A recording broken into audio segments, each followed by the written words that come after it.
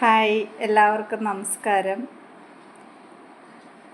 Hyper tension അഥവാ high B P ഉള്ള ഒരുപാട് ആൾക്കാർ നമ്മുടെ കൂട്ടത്തിലുണ്ടായിരിക്കും. ഈ ബി പി കൂടുതലായിട്ട് നിൽക്കുന്ന അവസ്ഥയെന്ന് പറഞ്ഞു കഴിഞ്ഞാൽ അത് നമ്മുടെ ശരീരത്തിൽ ഒരുപാട് ഡാമേജ് ഉണ്ടാക്കുന്ന ഒരു അസുഖമാണ്. നമ്മുടെ കരളിൻ്റെ പ്രവർത്തനത്തെയും അതുപോലെ തന്നെ നമ്മുടെ കിഡ്നിയുടെ പ്രവർത്തനത്തെയും ഒക്കെ തകരാറിലാക്കുന്നത് ഈ ഹൈപ്പർ ടെൻഷൻ മൂലം ഉണ്ടാവാറുണ്ട്. അതുപോലെ സ്ട്രോക്ക് വരാനുള്ള ചാൻസ് കൂടുതലാണ്. അപ്പോൾ ഈ ബി പി കൂടുതലുള്ളവർ ശ്രദ്ധിക്കേണ്ടുന്ന കുറച്ച് കാര്യങ്ങളെന്ന് പറഞ്ഞാൽ ഡെയിലി എക്സർസൈസാണ്. അരമണിക്കൂറെങ്കിലും അവർ നടക്കാനായിട്ട് ശ്രദ്ധിക്കണം.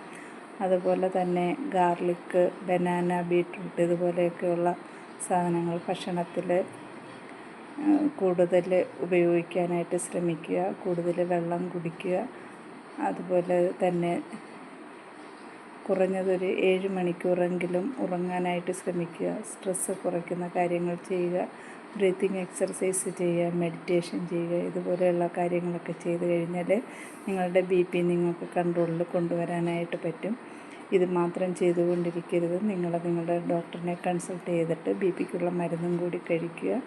കൂടുതൽ മരുന്ന് കഴിക്കുന്നവരാണെങ്കിൽ ആ മരുന്നിൻ്റെ അളവിനെ കുറയ്ക്കാനായിട്ടും ഈ എക്സർസൈസും കാര്യങ്ങളും ഒക്കെ ശ്രദ്ധിച്ചാൽ നിങ്ങൾക്ക് അത് മരുന്ന് കുറച്ച് കൊണ്ടുവരാനായിട്ട് പറ്റും.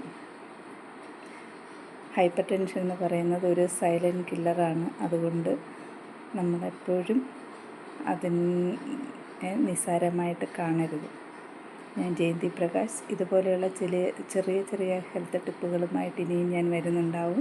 നിങ്ങൾക്ക് ഈ വീഡിയോ ഇഷ്ടപ്പെട്ടെങ്കിൽ ലൈക്ക് ചെയ്യുക, ഷെയർ ചെയ്യുക, കമൻറ്റ് ചെയ്യുക. അതുപോലെ നിങ്ങൾക്ക് ഇതിനെപ്പറ്റി കൂടുതൽ അറിയണമെങ്കിൽ എൻ്റെ വാട്സപ്പ് ഗ്രൂപ്പിലേക്ക് ജോയിൻ ചെയ്യുക. ഞാൻ എൻ്റെ വാട്സപ്പ് നമ്പറിൻ്റെ ലിങ്ക് താഴെ കൊടുക്കുന്നുണ്ടാവും. Thank you.